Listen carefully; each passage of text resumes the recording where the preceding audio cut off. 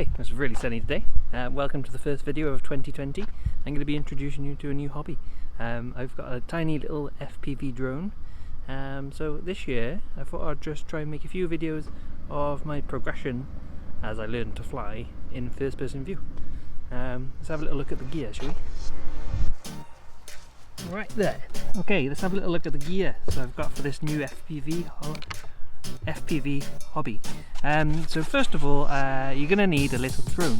Now there's plenty of FPV drones around. I've decided to go with a tiny whoop, what's what they call them, which is like a micro drone. It just means that you will then be able to practice flying your micro drone inside as well. So you can fly inside and outside. You know, it prefers inside courses, but you can obviously use it outside. So the one that I've got is called the Tinyhawk S. They do a white model of this, which is just called the Tinyhawk. The Tinyhawk S means you're able to put a 2S battery in it, which gives it a bit more power, and it's a bit more fun to fly when you are outside. After you've picked up your Tiny Whoop or your FPV drone, you're going to need something to fly it with. And so you're going to need a transmitter, which they are massive. Considering that's the drone you fly in, you get a controller that big, they're huge. I'm just going to check that this is actually recording. Yes, I have hit the record button. It's been a long time since I made a video. Welcome to 2020. So you're going to need a transmitter. So this is a Fly Sky transmitter. There's plenty of options out there. This is not the cheapest and it's not the most expensive, but it works perfectly fine for what I want. Now the only difference between using this one and some of the other transmitters is that I had to solder into here a tiny little receiver so this can talk to this, obviously. Once you've then got your little drone, you've got your transmitter, so you've got something for it to talk to, you're going to want to be able to see what the drone sees when you're flying around. That's what makes it fun. So you're going to need a little pair of goggles. Now I picked these up secondhand. They can range from anything from around £60 to £70 up to £300 or £400. If you're just starting off, this is absolutely fine. There's two types of goggles once I did the research. There's one like this which has two little screens inside, or you can get what's called a box goggle. Now the box goggle, all you have to do is imagine putting on a pair of those VR goggles that you can slide your phone into, so you get a really big screen. To start with, I thought that would be a really good option. The bigger the screen, obviously the better. But after a bit of research, I decided to go with one of these. There was one of the descriptions I read that said if you put the box goggles on, just imagine yourself sitting in the front row of the cinema. So you've got a massive screen, but you're flying and you're trying to look at all those corners. Wearing a pair of these goggles with the tiny screens inside is like sitting in the back row of the cinema. So you're further away from the screen is smaller, but you haven't got as much to look at. So you're not trying to dart about when you're flying your drone around, which I decided that might be a better option. Also, you want to get a DVR module if you actually want to record any of your footage. If you're just going to do it for fun, you don't need one of these to start with, but obviously I wanted to record some footage. I got the DJI Mavic, which, that is a brilliant drone. It records crispy 4K footage. It looks amazing, but is now very difficult to fly a drone anywhere. As soon as you get out of the bag, you're going to have people asking questions. They put in all of the new drone licensing, so you have to register your drones. So that, although very good for all the cinematography and getting amazing footage, is a bit more of a pain to fly. Whereas if you pull something like this out of your bag, most people look at it and think it's a toy. Which it does look like a toy. It is tiny. It weighs absolutely nothing, so there's no registration. But I guarantee you will have a lot more fun flying these through a pair of goggles than you will with your DJI drones. So, that's enough talking.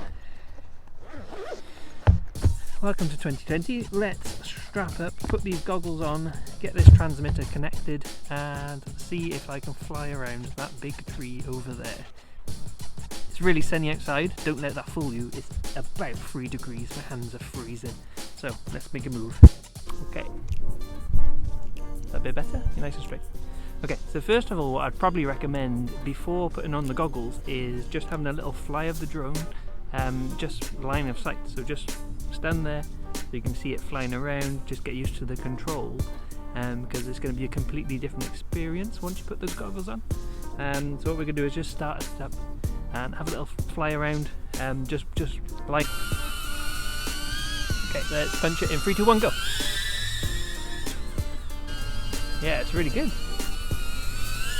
Do one more of those. And then 3, 2, 1, go!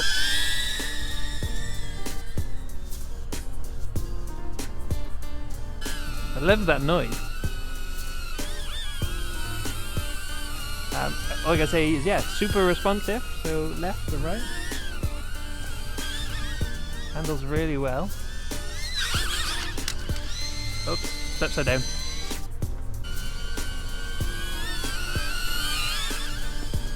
Oh, I nearly had it. So, let's pop these goggles on, get set up, put a new battery in, and see if we can fly FPV. Let's go. Okay, so as you can see behind me, there is a very large tree with a branch coming out the side. I thought this is going to be very good to practice. Just going to try and fly through it a few times and see what happens.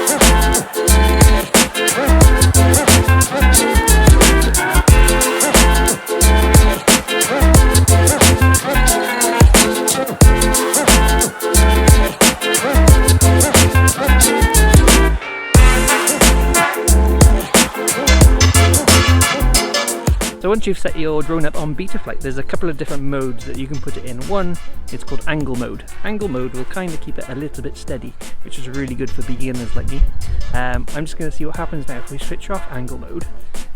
You can go into something called acro. There's also an acro trainer mode. I'm going to go straight for acro. Once you do that, you kind of turn in all of the balance off, so you really have to fly it yourself, but it will allow you to do flips. I really want to try and do a flip. I know this is probably not wise, but there's a big field over here. I'm going to try and get over there and see if we can get this drone to do a loop. Here goes.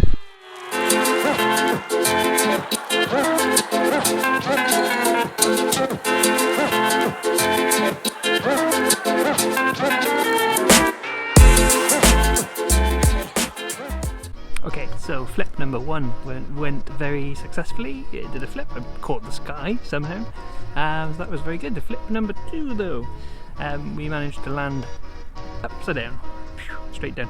So we got some damage here. We've cracked the top of the shell, which is just plastic, I'm not too worried, but we did get the camera, so the little chip has moved there. So what we're going to do is, yeah, I think it's just the plastic, so I'm going to go back home, put that back together, put the camera back in place so it doesn't wobble anymore, and then we'll head back out a little bit later, maybe try the multi-story car park, get some pillars. Okay, so that's my first look at FPV. So if you enjoyed the video, don't forget to hit the subscribe button. Welcome to 2020, a new decade, a new year. Hopefully going to be a little bit more consistent this year. Last year it slowed down a little bit because we had an addition to the family. I had to move things around, and family life just becomes a little bit more important than making YouTube videos. So hopefully I hope to make a bit more content this year. So if you want to follow this FPV drone story, or learning, see how it goes, I'm going to upload, maybe I'll just upload some flight footage for the year as I'm practicing, maybe some builds from myself, because obviously I'm learning, I want to learn with you. So if you have any questions, maybe just pop them in the comments below. I'll do my very best to answer them. But until next time, give me a thumbs up, it really helps with the YouTube algorithm in giving this video a boost.